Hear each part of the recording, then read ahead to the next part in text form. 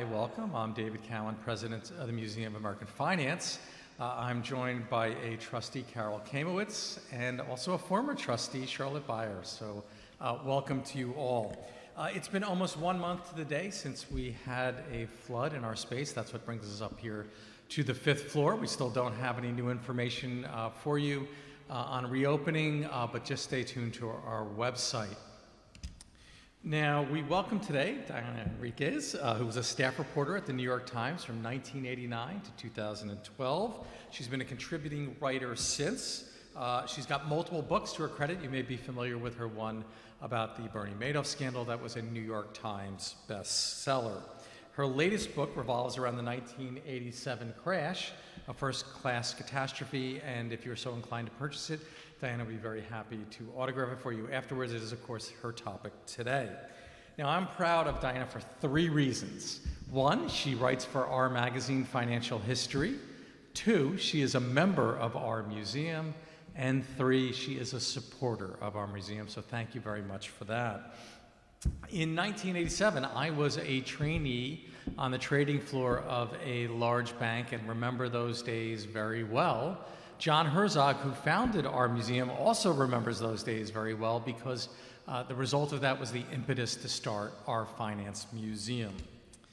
Now, we've had a bit of volatility recently in the market, so what better time than now today to talk about the 1987 crash. It's my pleasure to introduce Diana Henriques.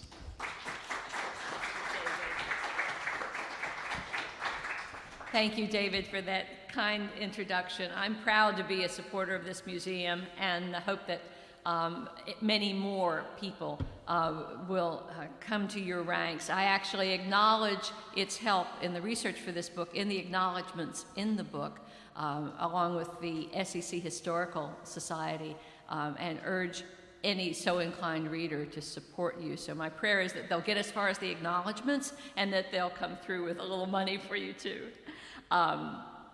So it's both a pleasure, and because of your commitment to preserving our financial history, it's an honor for me to be here today to talk to like-minded souls about a subject I've spent much of the last 4 years trying to understand better. Of course, Black Monday, October 19th, 1987. A day that would have dramatically changed the way we navigate, regulate, and even contemplate Wall Street if we had only been paying attention to what it had to teach us. When I started research on this book back in 2013, if I asked someone under 50 about the crash of 1987, I'd most often get a blank stare, or, you mean 2008? No, I mean 1987. Even on Wall Street, among some older professionals like some of you, you give me a knowing nod, but on pressing further, I learned that their memories of that harrowing day were often overly rosy and sometimes flat wrong. In their vague recollections, Black Monday was the crash without consequences. A quick, violent storm that ended and left the world pretty much as it had been, bull market intact. Nothing could be further from the truth. Black Monday was not only the worst single day in Wall Street history by far, but it also was one of the market's most revealing crashes. Now, some crashes in our financial history are significant primarily for what happened next. The Great Depression in the aftermath of the 1929 crash. The Great Recession on the heels of the 2008 crisis. But I think the 1987 crash is significant not because it pointed to what happened next, but because it revealed so clearly what had already happened. Like a mirror, it showed us the changes in our world that had already occurred, but that had not been seen or fully appreciated. So it seems to me that Black Monday was a mirror for reality, but also a crystal ball. Like a crystal ball, it showed us the future we're living in right now. And it revealed how far we had already traveled toward that future. And it showed us what we should have done, starting back in 1987, to manage this turbulent future better. There we are. When the dust finally cleared after Black Monday, a whole new world was revealed. One that cast doubt on much of what Wall Street and Washington thought was true about how our markets worked. It was almost as if investors and regulators had been playing their roles for years on a vast movie set. And suddenly the earth had shaken and all the painted scenery had crashed down, and they looked around and found themselves in a landscape they had never seen before. So despite the mythology that this was a major crash with minor consequences, the truth is that the 1987 crash was far worse than we remember today, and far worse even than most people realized at the time. On Black Monday, the Dow, the most followed measure of the stock market, the Dow index fell almost 23%. Now that would be the equivalent of a drop, one-day drop, of nearly 5,000 points today. And you saw how nervous people got at a 1,000-point drop. The next day, the market not only fell, it almost fell apart. Selling overwhelmed markets in New York and Chicago. There were no buyers for blue-chip stocks, even at shockingly low prices. Wall Street and its bankers were stretched to the limit, and some major firms would have been lost without several 11th-hour rescues, some sealed in the middle of the night with no more than a handshake between friends. The New York Stock Exchange almost closed. The Chicago Mercantile Exchange did close for almost an hour. The NASDAQ market was in shambles, with dealers barely able to contact each other, much less deal with terrified investors. Options exchanges were unable to trade for hours at a time, for weeks on end. So it bears repeating. Black Monday was by far the worst day in Wall Street history, worse than any single day of the historic crash in 1929 or any single day in the more recent crash of 2008. Besides the still unmatched decline in the Dow, the broader S&P 500 index fell 20%. And the S&P 500 futures contract, an important but in 1987 still novel financial derivative, traded in the commodity markets in Chicago, it plunged an unthinkable 28.6%. Turmoil spread to the gold market and the government bond market. Financial markets in London, France, Germany, and Tokyo sustained record losses, and both the stock market and the futures market in Hong Kong simply shut their doors for a week out of fear of defaults. When they reopened on October 26th, they fell by almost 33%. The shock of that unprecedented decline jolted through the time zones around the world and triggered another horrible day on Wall Street. By the end of 1987, the Hong Kong market had fallen 50%. As that Hong Kong nosedive shows, the days that followed Black Monday bore no resemblance to the placid, back-to-normal memories of so many of Wall Street folklore.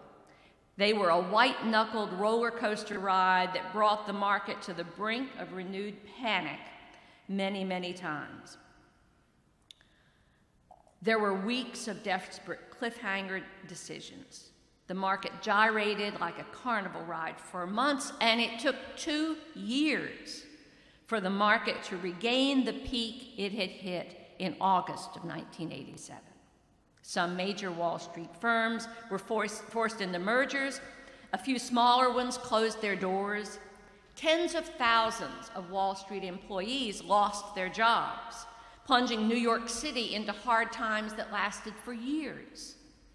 Let me recount from the pages of my book just a few of the terrifying moments in this story, ones that affected every major market.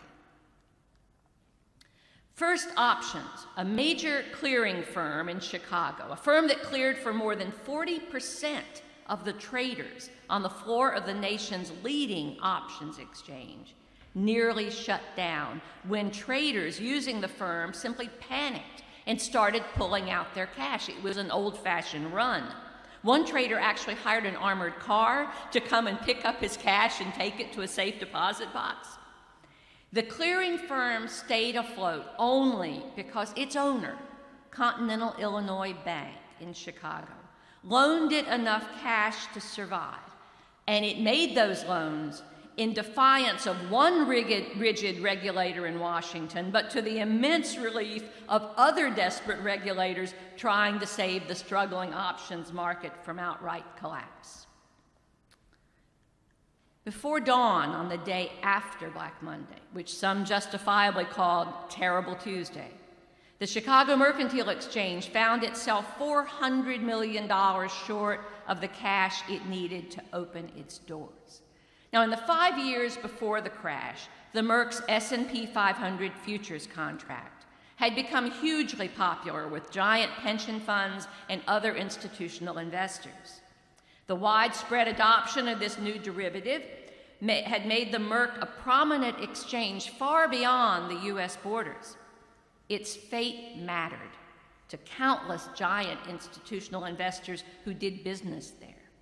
But on Black Monday, the S&P 500 traders in Chicago had seen unprecedented price declines. And unlike in the stock market, they had to settle up their accounts overnight. Most had, but by dawn on Tuesday, some $400 million was still caught in the overwhelmed electronic payment system that moved money around between major banks. And without that money, the Merc could not open for business. And if the Merc did not open on time on that Tuesday, institutional investors around the world certainly would have feared that some major firm had defaulted. Their fears could deter them from doing trades with anyone, and markets would be frozen to a standstill. And that would bring the futures market to its knees right beside the options market. Thanks to creative and charismatic leaders like Leo Melamed and Bill Brodsky, the Merc got an emergency loan, again from the beleaguered Continental Illinois Bank, to cover the shortfall. That loan was made on a verbal say-so, over the telephone, with just 3 minutes to spare before the day's opening bids were due. If the Merc had not opened, it would have spelled disaster for the futures markets and fed the panic in every other market around the world. And then there was the stock market, suddenly the focus of the world's eyes and worries. As Black Monday dawned, a rich options trader in Hong Kong already owed a ruinous amount of money to Charles Schwab, then as now an important and very visible name on Wall Street and Main Street. The trader had met 2 margin calls already, but when the third one went out in the early hours of Black Monday, he didn't answer the phone. The firm frantically dispatched a resourceful troubleshooter to Hong Kong to try to track down the elusive trader and collect the debt as quickly as possible. But for a full week after Black Monday, stock market regulators did not know if the high-profile Schwab firm could possibly survive this huge loss. And they feared that headlines announcing Schwab's failure would pour gasoline on the fires of the public's panic. Now, leadership was and always will be essential in any market panic, but in Washington on Black Monday, reassuring leadership was really hard to find. President Reagan was understandably distracted by his wife's surgery for breast cancer. His initial comments on the crash sounded absurdly cheerful and out of touch. A belated press conference 3 days later, his first in 7 months, did not reassure investors. Indeed, the Tokyo market opened as the press conference was ending and promptly plummeted.